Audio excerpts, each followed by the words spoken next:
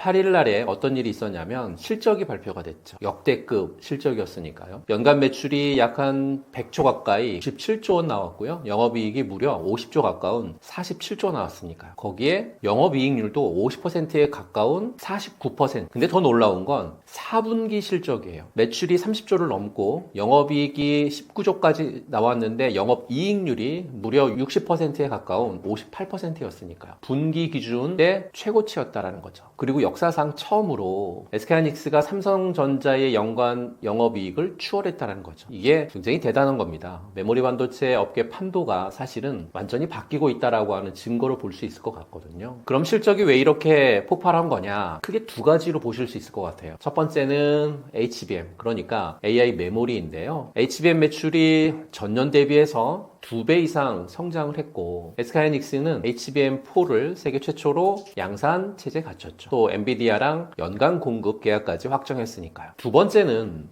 범용 D램 쪽인 것 같아요. 여기가 진짜 황금알인인데요. 왜냐하면 지난 1년 동안 메모리 업체들이 HBM 생산에만 몰두하면서 범용 D램 생산 여력이 확 줄었으니까. 그래서 4분기에만 범용 D램 가격이 50% 뛰었습니다. 스마트폰이라든지 또는 노트북, PC에 들어가는 메모리가 품귀 현상이 일어난 거죠. 증권가에서는 올해 범용 D램의 수익성이 HBM을 뛰어넘을 거다라고 보는 이유가 여기에 있습니다. 그렇다라고 하면 증권가들의 목표 주가는 어떨까요? 최근에 나온 SK증권 같은 경우에 기존의 목표 주가가 100만 원이었는데요. 50% 상향해서 150만 원으로 책정하고요. 맥쿼리는 140만 원, 삼성증권도 130만 원, 평균 대충 한 110만 원에서 130만 원 내외 정도로 증권가의 목표 주가가 설정이 되는데요. 지금 주가가 80만 원 중반대에 있으니까 지금보다 3, 40만 원 이상은 더 갈 수 있다는 얘기잖아요. 그럼 올해 실적은 어떻길래 이렇게 증권사들이 높게 잡은 걸까요? 증권사마다 조금 다른데 2026년 올해 영업이익을 삼성증권 같은 경우에는 135조, SK증권 같은 경우에는 137조, 한화증권은 110조 이렇게 잡았는데요. 이 공통점이 뭐냐? 모두가 100조대를 훌쩍 넘는다는, 한국 기업 역사상 연간 영업이익이 100조 원을 넘긴 회사는 그동안 없었거든요. SK하이닉스가 처음입니다. 그럼 왜 이렇게 확신하느냐? 첫 번째는 메모리 가격이 계속 오르고 있기 때문이에요. 모건 스탠리가 2026년 D램 평균 가격이 약 60% 이상 높아질 거다. 거기에 낸드도 70% 이상 상승할 거다라고 보고 있기 때문에 그렇거든요. 둘째는 올해는 마찬가지로 공급 부족이 계속될 거고 심지어는 2027년까지 지속이 될 가능성이 높다라고 보는 거죠. USB 쪽에서는 올해 AI 관련되어 있는 설비 투자 규모를 800조 이상으로 추산을 하고 있는데요. 마이크로소프트라든지 아마존, 알파벳 같은 빅테크 기업들이 140조 원 이상 쏟아부을 예정이니까 메모리 반도체 수요가 계속 폭증할 수밖에 없는 그런 구조가 된다는 겁니다. 세 번째는요. HBM 독점 체제가 더 강화된다라는 이유 때문이에요. 그러니까 SK하이닉스가 HBM 시장 점유율이 지금 몇 퍼센트냐면 60에서 70%거든요. 그런데 HBM4에서 또 엔비디아 공급 물량을 70%로 차지할 그런 가능성이 높다라고 USB가 전망하고 있습니다. 게다가 올해 2월에는 HBM4 양산이 본격화되는데 경쟁사보다는 조금 앞서 있다라는 평가가 있습니다. 좋은 얘기만 했네요. 그럼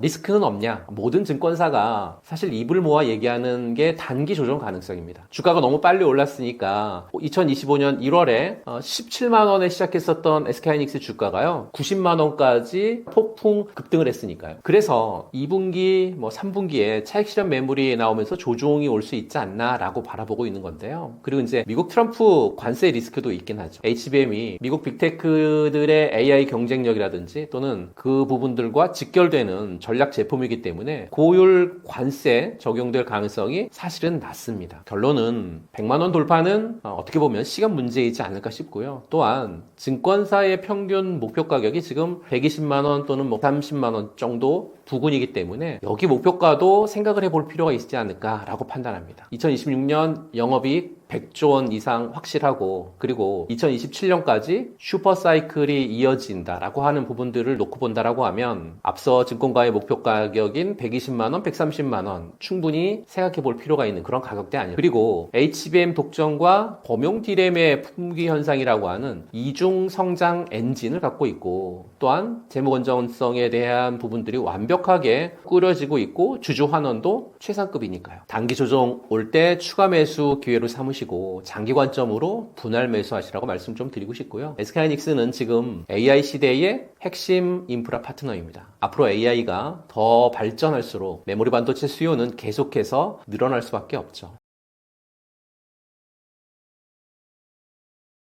적으로 세 가지가 좀 다른데요. 그 첫 번째는 수요의 성격이 완전히 좀 다릅니다. 그러니까 과거에도 이런 슈퍼 사이클이 있었어요. 언제냐면 2017년, 2018년 경이요. 이때는 주로 데이터 센터 수요가 증가했기 때문에 이런 상승이 나왔었거든요. 클라우드 서버 증설 붐이 일면서 메모리 수요가 폭증했는데 사실 이건 일시적인 거였거든요. SK하이닉스가 직접 말한 건 현재 수요가 AI 패러다임의 전환에 힘입어서 훨씬 더 폭넓은 응용처에 기반을 하고 있고 과거 2017년 그리고 2018년 슈퍼사이클과 양상이 완전히 다르다라고 강조하고 있습니다. 이게 무슨 소리냐면요. 과거엔 단순히 서버 증설이었다라는 거죠. 근데 지금은 AI 서버라든지 또는 일반 서버라든지 그리고 온디바이스 AI라든지 또는 뭐 자율주행 또 로보틱스까지 응용처가 엄청나게 넓어졌다는 거죠. 한두 개 산업이 잘 돼서 오르는 게 아니라 AI라고 하는 거대한 패러다임 속에서 메모리 반도체가 전 산업의 필수가 됐다는 겁니다. 이건 과거랑 차원이 완전히 다르다는 얘기죠. 두 번째는요. 공급 구조가 근본적으로 바뀌었습니다. 과거 슈퍼사이클의 문제는 뭐였냐면 호황기 때 업체들이 설비 투자를 확 늘리거든요. 그러면 공급이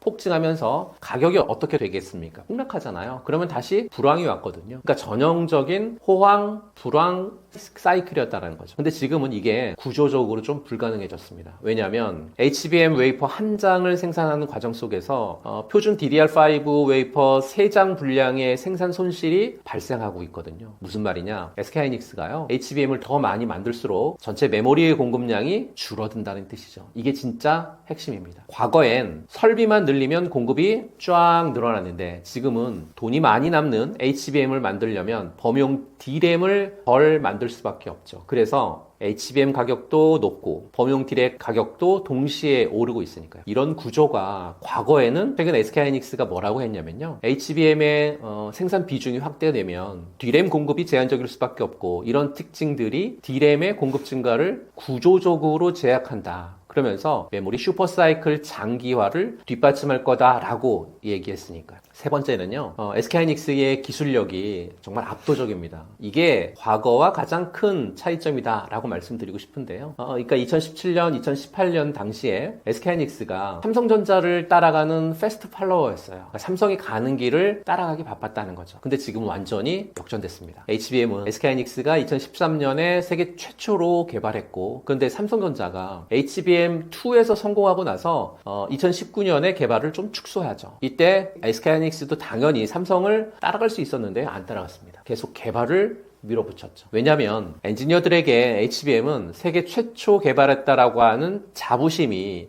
붙어있는 그런 제품이었기 때문에 그래서 끝까지 포기 안 했습니다. 결과는 여러분들이 아시는 것처럼 2025년 기준 SK하이닉스가 HBM 시장 점유율 50% 이상으로 압도적 1위잖아요. 2026년 엔비디아의 차세대 루빈 플랫폼에 탑재될 HBM4 시장에서도 SK하이닉스가 약 한 70% 정도의 점유율을 달성할 것으로 지금 예상을 하고 있습니다. 거기에 2023년 이후에 하이닉스의 HBM은 매년 매진 상태거든요. 이제는 일반 D램이라든지 또는 낸드 플래시까지 완판 행세에 가열했다라고 합니다. 거기에 2026년 물량까지 이미 다 팔렸죠. 과거 사이클에서는요 이런 적이 없었습니다. 분기마다 가격이 좀 출렁거렸지 2년 내지는 3년치의 물량이 미리 팔린 적이 없었거든요. 마지막으로 보면 실적 규모를 좀 비교해 볼까요? 2017년 슈퍼사이클 때의 연간 영업이익이 얼마였냐면 약 한 13조였어요. 그러니까 당시로서는 엄청난 거다라고 어닝 서프라이즈라고 굉장히 박수를 쳤거든요. 근데 2025년 영업이익이 얼마냐면 47조 나왔죠.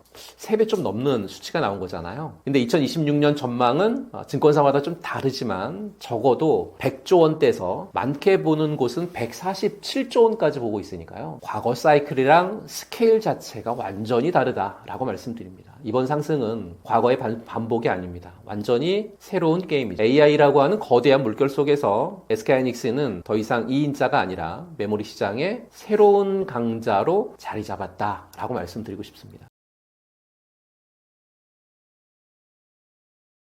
맞습니다. SK하이닉스 주가의 핵심 전제는 HBM이 최소한 2027년까지 품귀 현상이 계속된다라고 하는 건데요. 근데 이게 100% 확실한 미래냐? 아니죠. 변수는 분명 존재합니다. 몇 가지 리스크를 좀 말씀드리면 첫 번째 리스크는 AI 품론이죠. 사실 2025년에 몇 차례 AI 거품론이 좀 불었죠. 여름을 기억해 보실 필요가 있을 것 같아요. 2025년 여름에 마이클 버리라고 하는 유명한 펀드 매니저가 엔비디아 공매도 포지션을 공개하면서 SK하이닉스 주가가 25만 원대로 폭락한 적이 있거든요. 이게 끝이 아니고 겨울 2025년 12월 달에 샘 올트먼 오픈 AI CEO가 AI 산업이 거품이 있을 수 있다라고 인정하면서 또 한 번 흔들렸으니까. 근데 여기서 중요한 건 거품이 나올 때마다 주가는 일시적으로 흔들렸지만 결국 다시 회복했다는 거거든요. 왜냐하면 실제 수요는 거품이 아니었으니까요. 이때 SK하이닉스가 뭐라고 했냐면요. HBM, DRAM, 낸드 플래시 물량이 이미 완판됐다라고 밝혔으니까요. 2026년 물량 다 팔렸다. 그러니까 거품이었다라고 하면 이게 가능했겠냐고요. 하지만 절대 방심하면 안 되는 부분들도 분명 있는 것 같아요. 지금 마이크로소프트라든지 뭐 구글 또는 아마존 같은 빅테크들이 고민에 빠졌습니다. 투자 대비 수익인 ROI 이게 문제. 만약에 2026년 하반기에 빅테크 기업들이 이런 얘기할 수 있을 것 같아요. 일단 지어놓은 데이터 센터부터 돌려보고 추가 구매는 우리 나중에 하자. 뭐 이런 속도 조절에 만약에 들어간다라고 하면 그럼 HBM 수요는 순식간에 얼어붙겠죠. 이건 분명한 리스크입니다. 두 번째 리스크는 경쟁사들의 추격인 것 같아요. 그러니까 지금 SK하이닉스가 HBM 시장에서 60%에서 70% 정도 점유율로 압도적이거든요. 근데 삼성전자랑 마이크론도 가만히 있지 않죠. 삼성전자가 2025년 3분기에 드디어 엔비디아의 공급망에 진입을 했고 HBM4 같은 경우에 올해 2월부터 양산 출하할 예정이다라고 밝혔으니까요. 마이크론도 수율이 잡혀서 미국의 어떤 정부의 보조금을 등에 업고 캐파를 만약에 무식하게 늘린다라고 하면 어떻게 될까요? 결국 가격 떨어지겠죠. 이러다 보니까 골드만삭스가 HBM 공급 과잉으로 2026년 가격이 한 10% 정도 하락할 수 있다라고 경고의 메시지를 날렸습니다. 반도체 역사는 늘 공급 과잉으로 무너졌다라는 거 기억하셨으면 좋을 것 같고요. 다른 회사들이 HBM 시장에서 본격적으로 뛰어든 만큼 SK하이닉스가 예전과 같은 어떤 점유율을 가져가기는 좀 어려울 걸로 보여지고 있고 점유율이 떨어지면 실적도 영향받을 수밖에 없겠죠. 세 번째 리스크는 미국의 어떤 대중국 빗장이라든지 또는 CXL 쪽에서의 부상인 것 같아요. 그러니까 미국이 중국에 대해서 AI 반도체 규제를 더 조이고 있거든요. 이제는 GPU 위치 추적까지 한다는 그런 소리까지 나오고 있으니까요. 중국이라고 하는 거대 시장이 완전히 막히면 엔비디아도 하이닉스도 타격이 불가피하겠죠. 그래서 하이닉스는 HBM의 핵심인 그 최첨단 D램 제조하고 또는 고난도 패키징 그리고 보안과 기술적 난이도 때문에 중국 우시 공장이 아니라 한국의 이천 공장이죠. 한국의 이천 공장의 M16 그리고 청주의 M15에서 생산이 이루어지고 있으니까요. 하지만 타격이 없다고 말할 수는 없습니다. SK하이닉스 전체 D램 생산의 약 40%가 중국 우시 공장에서 나오고 있기 때문이죠. 만일 우시 공장이 막히면 빈자리를 채우기 위해서 한국의 첨단 라인을 범용 D램 생산으로 돌려야 하는 정말 최악의 시나리오가 발생할 수 있습니다. HBM 생산 캐파 줄어들 수밖에 없겠죠. 또한 HBM이 너무 비싸니까 업계에선 CXL 같은 상대적으로 저렴하고 효율적인 어떤 대안에 대한 기술의 박차를 좀 가하고 있거든요. 그러니까 HBM이 없어도 AI 돌릴 수 있다라는 솔루션이 나오면 SK하이닉스의 무기는 힘을 잃을 수 있다라고 말씀드리고 싶습니다. 지금 시장이 하이닉스를 더 높게 평가하는 가장 결정적인 이유는 바로 압도적인 HBM의 어떤 선점 그리고 AI 반도체 시장에서의 독보적인 존재감 여기에 있지 않을까 싶습니다. 반면 삼성전자는 물론 훌륭하지만 여러 사업 부분의 어떤 분산 효과라든지 또 HBM 시장의 추격자 입장에서 시장의 기대감이 조금 덜한 거라고 판단을 할 수 있을 것 같아요. 먼저 우리가 메모리 반도체라고 하면 다 똑같은 줄 알지만 지금 시장은 완전히 두 갈래로 쪼개졌습니다. 범용 제품 레거시 메모리하고 인공지능을 위한 맞춤형 메모리 요 두 가지로 분리가 됐죠. 여기에서 하이닉스가 삼성전자보다 더 높게 점수를 받는 첫 번째 이유는 바로 HBM의 압도적인 주도권 때문입니다. 기억하실 거예요. 하이닉스는 엔비디아라고 하는 거대한 고래하고 아주 일찍부터 손을 잡았으니까. 그리고 지금 2026년 시점에서 보면 하이닉스의 HBM3라든지 또는 HBM3E가 이미 시장에 표준이 됐어요. 삼성전자가 뒤늦게 추격하고 있지만 한 한번 짜여진 엔비디아, 하이닉스, TSMC라고 하는 삼각동맹의 견고함이 생각보다 엄청나니까요. 시장은 삼성의 규모보다 하이닉스의 속도하고 타율에 더 높은 점수를 주고 있다라고 판단합니다. 하이닉스는 지금 물건이 없어서 못 파는 수준을 넘어서 고객사 맞춤형으로 설계를 같이 들어가는 단계까지 와버렸거든요. 두 번째 차이는 전략적 집중인 것 같아요. 삼성전자는 굉장히 거대하잖아요. 메모리도 하고 파운드리도 하고 뭐 스마트폰도 만들고 가전도 하고. 사실 예전에는 이게 장점이었습니다. 지금처럼 기술 변화가 빠른 어떤 AI 시대에는 선택과 집중이 독이 될 수 있어요. 삼성은 파운드리 점유율 회복에 막대한 자금을 쏟아부으면서 메모리 기술 고도화에 자원이 분산되는 모습을 보였으니까요. 반면에 하이닉스는 우리는 메모리로 끝장을 보겠다라는 마인드였습니다. 수익성 낮은 사업은 과감하게 정리하고 오로지 AI 메모리 수익성에 올인했으니까요. 주식시장은 원래 애매한 1등보다 독점적 강자를 더 좋아하죠. 세 번째로 짚어볼 점은 수율과 그리고 어떤 신뢰성 부분인 것 같아요. 최근 증권사 보고서를 보게 되면 하이닉스의 어드밴스드 MRMUF, 그러니까 이 MRMUF 공정이 6세대 그리고 7세대 HBM에서도 안정적인 수율을 뽑아내고 있다라고 하는 점에 주목하고 있죠. 반도체는 이론보다 누가 더 불량 없이 많이 뽑아내느냐가 돈을 결정하니까요. 하이닉스가 보여준 이 꾸준한 신뢰도가 기관 투자자들에게 하이닉스는 실적이 찍히는 기업이다라는 확신을 준 것 같습니다. 삼성은 기술력은 좋지만 실제 양산 과정에서 노이즈가 시장의 불안감을 완전히 해소하지 못하다고 하는 게 시장의 평가에 대한 지배적인 부분들이죠. 마지막으로 주식은 현재가 아니라 미래를 사는 거잖아요. 지금 시장은 2027년 그리고 2028년에 커스텀 메모리 시대에도 하이닉스가 설계를 주도할 거다라고 믿고 있어요. 삼성전자가 이 분위기를 반전시키려면 단순히 우리 삼성전자도 잘 만듭니다 라고 하는 게 아니라 파운드리하고 메모리를 결합한 삼성만의 시너지를 숫자로 증명해야 됩니다. 지금 하이닉스가 더 공격적으로 평가받는 이유는 첫 번째, AI 동맹의 어떤 핵심 파트너라고 하는 거. 두 번째, 메모리 외길 인생의 집중력을 통한 결실을 보고 있다라고 하는 거. 세 번째, 양산 실력에서 확실한 실적 증명을 했기 때문이다.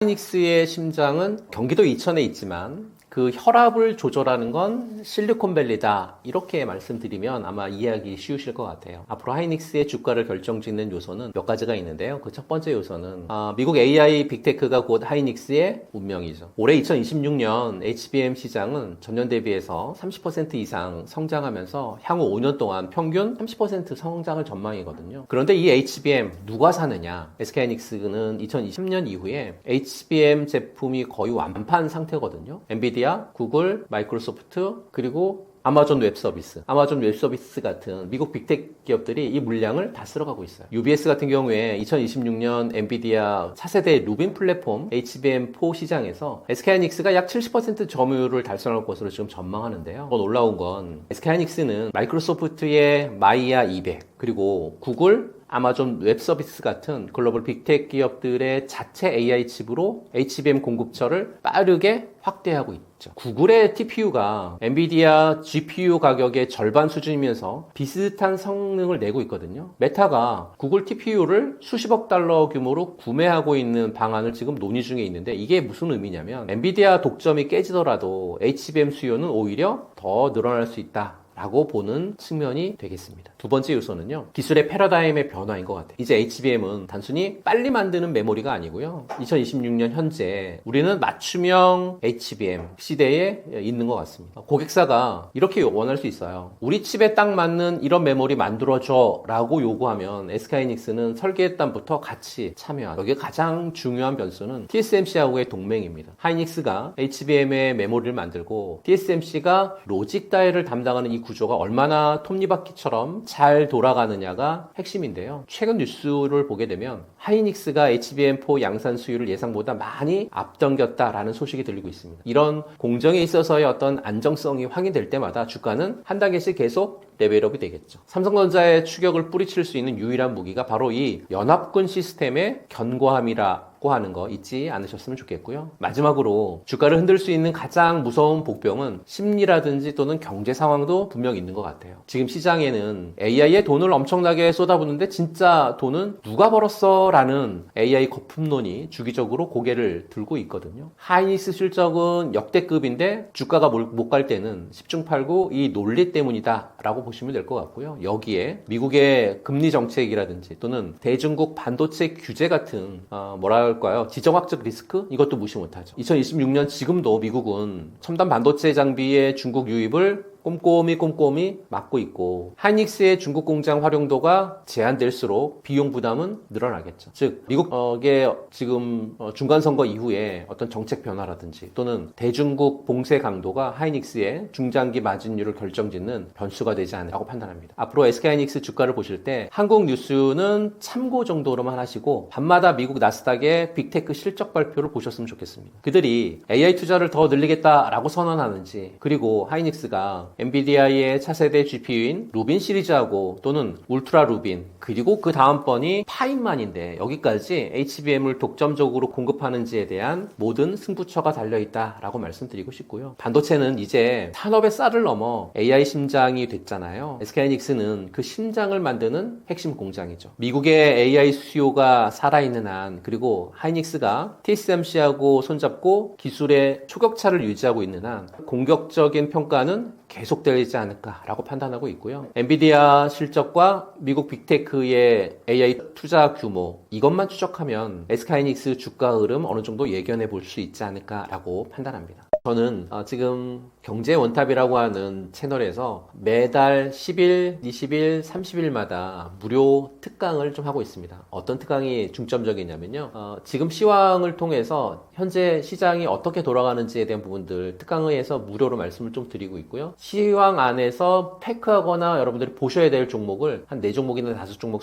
설정을 해가지고요. 전략까지 짜드리고 있습니다. 그리고 10일마다 펼쳐지는 특강 안에 섹터 하나를 정해서요. 예를 들면 반도체 섹터를 하나 정하면 왜 지금 반도체 섹터에 대해서 전략 같은 부분들을 세워드릴 거고, 시장이 어떤 뉴스를 제공하고 있고 지금 왜 올라가는지 또는 왜 조정을 받는지에 대한 부분들 설명해 드리고 있고요. 또 마찬가지로 반도체 섹터 안에서도 퍼스트 클래스도 될 수 있을 만한 종목 한 5종목 말씀드리고 10배거가 될 수 있는 종목 말씀드리는데 전략까지 설명합니다. 어느 때 잡고 어느 때 팔아야 되는지, 그리고 코인에 대한 부분들도 설명을 좀 해드리고 있거든요. 시황 또 섹터 부분, 코인에 대한 부분들을 설명하는데요. 특강을 통해서 전개되는 부분들 한 2시간 20분 정도 무료로 전개가 되고 있습니다. 매달 10일, 20일, 30일마다 전개가 되는 이 특강을 통해서 많은 분들이 돈을 버시는 그러한 좋은 혜택을 좀 누리셨으면 좋지 않을까라는 말씀 드리고 싶습니다.